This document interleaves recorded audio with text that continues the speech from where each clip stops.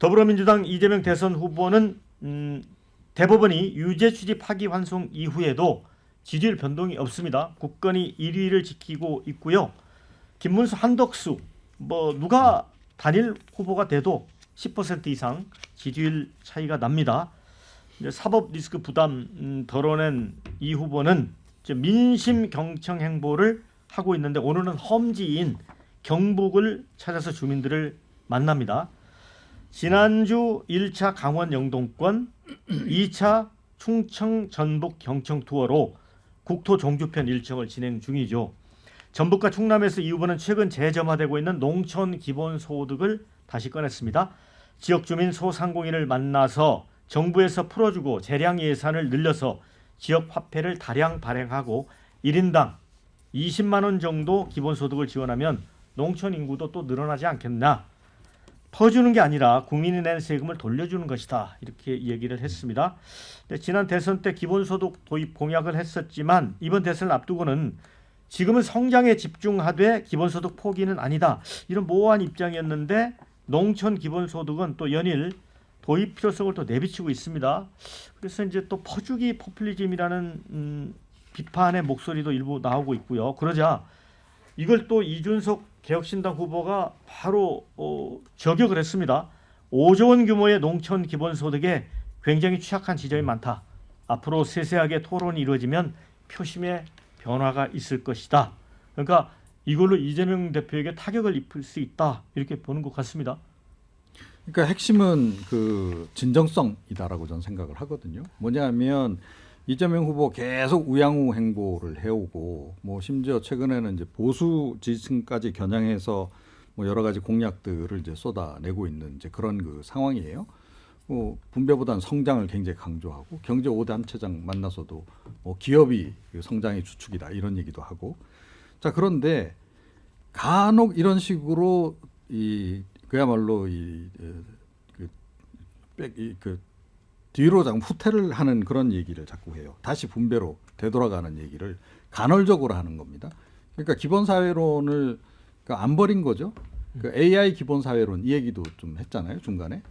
그러니까 이분이 우양우한다 그러고 중도 보수라 그러고 요즘에 굉장히 그렇게 그런 행보를 본격적으로 보이고 있는데 간혹 이런 식으로 이제 다시 되돌아가니까 이분의 진심은 결국은 거기 있는 거 아닌가 그 생각을 하는 거예요. 그래서 중도층 같은 경우에 이 부분 이제 면밀하게 보지 않을 수 없는 그런 그 상황이라는 거죠. 그래서 이건 전략적으로 모르겠습니다. 그래도 간혹은 그 핵심 지지층도 챙겨야 된다 그러고 생각을 해서 아마 이렇게 하는지 모르겠는데 굉장히 위험한 줄타기가 아닌가 이런 생각이 들고 이미 이재명 후보가 그동안 지금 내놓은 공약만 하더라도 수백조 원이 들어갈 수밖에 없는 그런 상황이다. 그러면 이 문재인 정권 때 기억이 자꾸 되살아난다는 거죠. 문재인 정권 때 400조나 국가부채가 증가를 했잖아요. 그래서 그런데다가 그 바람에 그 점심값 10,000원 시대를 여신 분 아닙니까?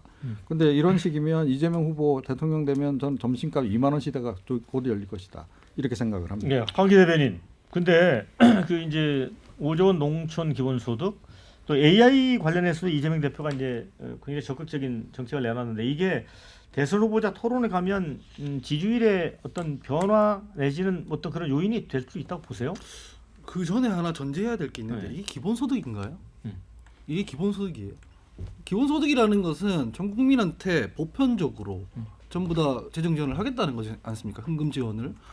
근데 단지 그 어떤 재정을 활용해서 현물 지원을 하는 걸 다 기본소득이고 포주기라고 한다고 그러면은 아동수당이라든가 기초연금이라든가 최저생계비 수당 이런 거 다 없애야 돼요.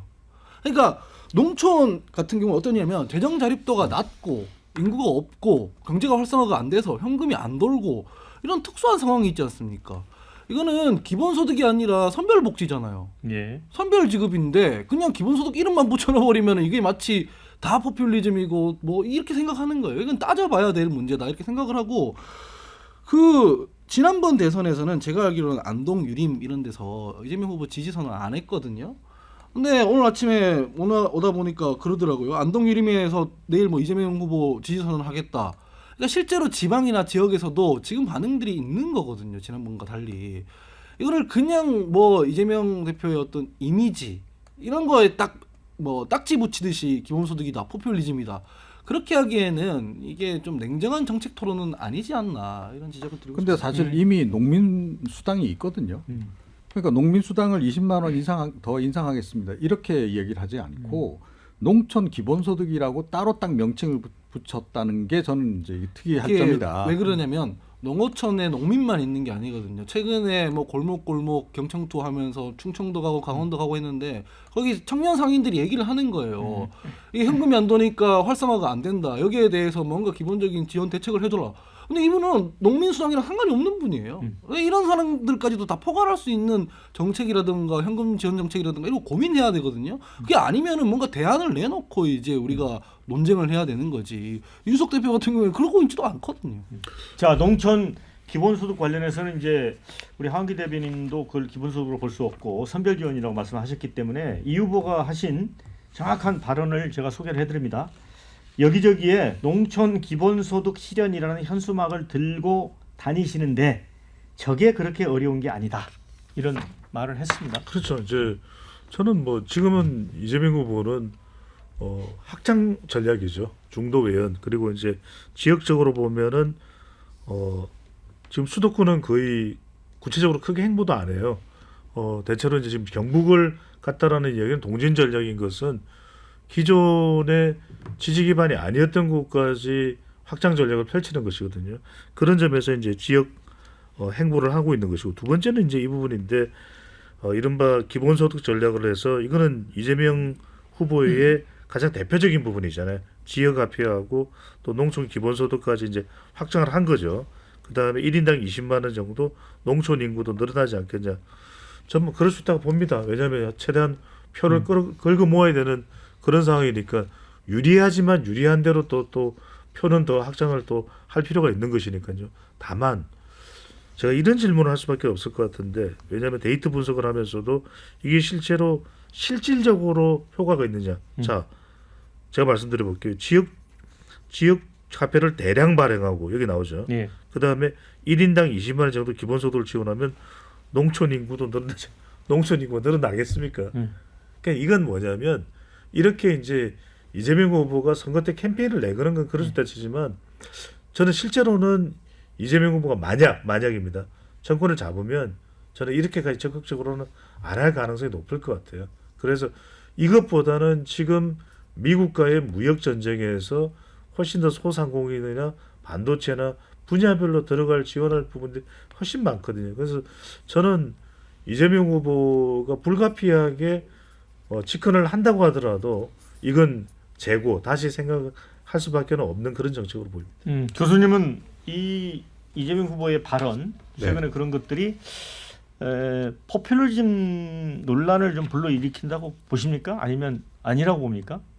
예, 뭐 포퓰리즘이란 말이 다시 나오게 하는 그런 그 일이지 않습니까? 우리 배정찬 박사께서 말씀하신 것처럼 며칠 전에 이재명 후보가요, 자기는 보수적이라고 얘기를 해서 보수인지 뭐 보수적이라고 얘기한 건지 제가 깜짝 놀랐어요. 아니 이렇게 말을 단정적으로 해도 되나? 평생을 진보 진영을 위해서 그 힘든 사람들을 위해서 싸운 인권 변호사도 했지 않습니까? 이런 분이 이제 지금 지지율이 올라가고 하다 보니까 갑자기 자기는 보수다 본래 이런 얘기를 하는데 그건 아니지 않습니까? 그래서 우리 정치인들이 거짓말을 하는 거에 대해서 너무 익숙하다. 김문수도 거짓말을 해가지고 이게 지금 난리를 치고 있고 우리 뭐 훌륭한 대통령 있지만 DJ도 거짓말을 하지 않았어요? 그 뭐 정계 은퇴한다고 그래 다시 한 건데 거짓말을 하는 습관들이 이게 수십 년 쌓이다 보니 이게 생기는 겁니다. 그 다음에 이 보수라고 했으면 좋아요. 인정하고 이제 유력하게 대통령이 될 가능성이 높은 사람이기 때문에 많은 국민들이 중도층들이 그래 뭐 이재명이 돼도 할 수 없다. 잘해주기를 바라 이런 마음이 있어요. 이재명 후보 이걸 알아야 됩니다. 본인의 지지율이 강한 만큼 아주 극강의 안티 세력이 존재하다. 물어보면 말이죠. 그 포퓰리즘적인 정책이 싫다는 겁니다. 그런 그 강한 그 반 안티 세력에 대해서 어떻게 본인이 스탠스를 취할 중요한데 슬그머니 지역에 가가지고 아주 그것도 마이너한 부분에서 농촌 사회에 대해서 기본소득이 뭐 20만 원, 그 다음에 지역화폐 얘기가 성남시에서부터 해가지고 지금 뭐 한 20년이 됐는데 이런 얘기를 또 들고 나온 거 보면 이재명 후보의 본 색깔이 드러날 수도 이거 굉장히 조심해야 될 부분이고요. 저는 이렇게 생각합니다. 이재명 후보가 거시경제에 약하면 공부를 좀 더 해가지고 그 주변에 그 실력 안 되는 참모들을 과감히 정리하고 최근에 그 실력 안 되는 참모가 스스로 이제 손 들고 나갔더라고요. 이런 그 부분이 필요하고 그 경제 참모뿐만 아니고 이제 민주 진영에도 그 이재명 후보의 이미지에 그 아주 손실을 가져온 사람들이 있어요. 뭐 김어준이라든가 뭐 불쇼 진행자라든가 뭐 유시민 전 장관 이런 사람들을 멀리하면서 중도층의 매력적인 후보가 될 수 이런 연구를 해야 되는데 자꾸 이재명 후보가 이 지지율이 좀 높다 보니까 왔다 갔다 하는 그런 모습을 보여서 굉장히 좀 안타깝습니다. 네, 댓글 좀 소개를 해드리고 토론 이어가겠습니다. 농민수당부터 농촌 기본소득까지 도시민이 농민 먹여 살리는 나라인가 이런 의견 주셨고요. 시골 동네 어른들은 돈 준다고 하니까 얼씨구 하겠다. 기본소득 때문에 이 나라 경제 망한다. 돈 뿌리는 정책보다 근본적인 해결책 필요하다. 이런 의견. 근데 이번에 우클릭하며 성장에 집중하겠다고 해놓고 다시 포퓰리즘 유혹에 넘어가는 건가? 지역 화폐로 재미 좀 받지. 이런 의견. 베네수엘라, 아르헨티나 꼴 난다. 이런 걱정. 20만 원 줘봤자 물가 올라서 아무 의미 없다. 자, 반면에 어느 정도 필요하다고 본다. 농촌 지역의 소멸을 막기 위한 최선의 방패막이 될 것 같습니다. 비판 댓글이 많은데 소수의 또 지지 의견도 있습니다. 하은기 대변인. 그러니까 재밌는 부분이 그거예요. 이제 일단은 첫 번째는 이재명 후보나 민주당 얘기할 때는 이제 정책 논쟁이 붙는다면서 좀 반갑고요. 일단 첫 번째는. 두 번째는 기본소득 부분인데 왜냐면은 진보 보수 얘기가 나왔으니까 국민의힘 정강정책 1항이 제가 알기로는 기본소득입니다. 적혀 있어요. 네. 그러니까 무슨 기본소득 한다, 분배한다 이런 거 가지고 이제 진보 보수 논하면 안 되는 문제인 것이고 그 정책의 효용성을 가지고 얘기를 해야 되는 거 아니겠습니까? 아까 배윤창 소장님 말씀하셨듯이 그런 지적은 저는 할 수도 있다고 생각하거든요. 농촌에 20만 원 뿌려가지고 그 인구 증가가 되겠느냐 이런 지적은 할 수 있잖아요. 근데 일단은 뭔가 현물 지원한다 그러면 이건 포퓰리즘이고. 그러면은 농어촌 대책이라든가 거기에 있는 어떤 그 경제 활성화라든가 이런 문제에 대해서 진지하게 얘기를 해야 돼요. 국민의힘도 얘기를 해야 되고 개혁신 왜냐면은 다 5천만 공동체를 대표해서 자기가 한번 정치에 나서 보겠다고 하는 사람들 아닙니까? 그러면 다른 후보가 낸 대안에 대해서 이건 포퓰리즘이다 하기 전에 나는 그렇게 생각 안 하고 난 이렇게 해야 농어촌이 활성화된다 이렇게 얘기를 해야 되는 거 아닙니까? 지금 그렇게 하는 집단이 없습니다. 근데 그렇게 하고 있는 사람들도 그거 비난만 하고 있는 거거든요. 과연 이게 바람직한 선거의 양상이냐 이 얘기를 드리는 겁니다. 그러니까 지금 이재명 후보는 이제 아주 굉장히 정교하게 대선 운동을 하는 것 같습니다. 강원 영동권에 제일 먼저 1차로 경청 투어를 갔잖아요. 거기가 아마 지난 대선에서 졌던 곳 위주로 이렇게 방문했다고 해요. 그리고 예를 들어 뭐 K 엔비디아 건에서 이제 성장이라는 부분을 담론을 가져가고 또 농촌 기본소득 어쨌든 복지. 그러니까 뭔가를 하겠다는 거. 우리 댓글에도 보면 나는 보수지만 정책은 이재명이 나은 것 같다 이런 의견도 있어요. 그러니까 어쨌든 요 선거 전략 자체는 대단히 잘하는 거 아닙니까? 그렇죠. 그러니까 이제 이재명 후보 같은 경우에는 이미 다 그 원론 수준 넘어서 지금 강론으로 들어가고 있는 그런 단계입니다. 그러니까 이미 뭐 이렇게 중도 외연 확대, 우양우 전략은 본인 그 지난해 당권 도전할 때부터 그때부터 시작을 했던 거고, 그러니까 1년 전부터 어떻게 보면 뭐 비상계엄이 있는 걸 예상한 건 아닐 텐데도 불구하고 사실상은 대선 행보를 그때부터 쭉 해온 겁니다. 굉장히 정상적인 일정에 따라서 오히려 한 듯한 그런 느낌마저 들고요. 그래서 이제는 이제 그 뭐 어찌됐건 캐치홀 전략을 쓰는 게 선거 전략상 맞으니까 이제 그동안 못 챙겼던 부분까지 낱낱이 다 챙겨서 이제 그 표 바구니에 담는 그 작업을 지금 이제 하고 있는 건데 제가 말씀드리는 거는 뭐 이건 굉장히 좋다라고 생각을 해요. 그리고 국민의힘 후보들이 결정적으로 이 대목에서 지금 대응을 전혀 못 하고 있는 거고 그나마 개혁신당의 이준석 후보가 이제 간헐적으로 대응을 하고 있는 이제 이런 국면이다. 이건 좀 이쪽 진영이 좀 굉장히 그 반성을 해야 될 대목이다라고 생각을 하고요. 그런데 이재명 후보가 쭉 내는 그 공약들 개개 공약들을 이제 쭉 보게 되면 이게 이제 가능할까 부분도 의문이지만 이렇게 갔을 때 그 나라 꼴이 어떻게 될 건가도 굉장히 걱정하게 된다는 거죠. 예. 그래서 이제 그 부분을 이제 지적을 안 할 수가 없는 그런 상황이다는 거고 지금식으로 가면 문재인 정부 시절보다 아마 국가 부채가 더 증가할 가능성이 높다.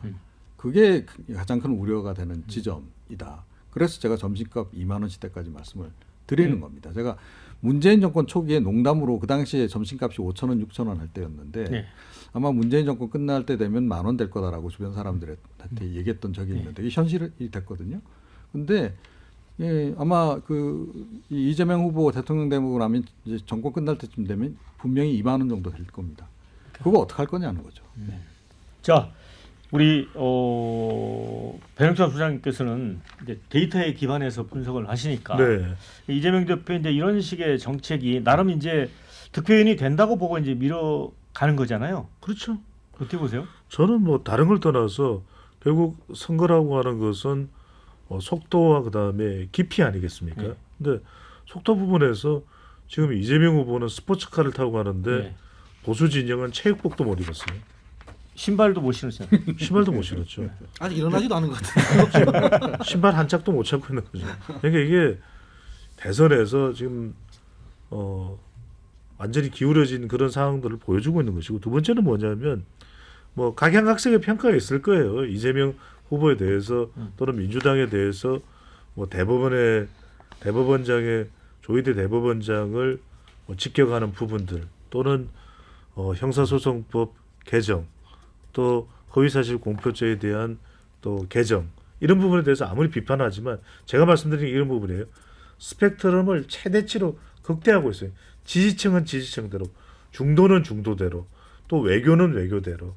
그러니까 여기에 대해서 비판할 수 있겠지만 문제는 뭐냐? 경쟁자가 없다는 거예요.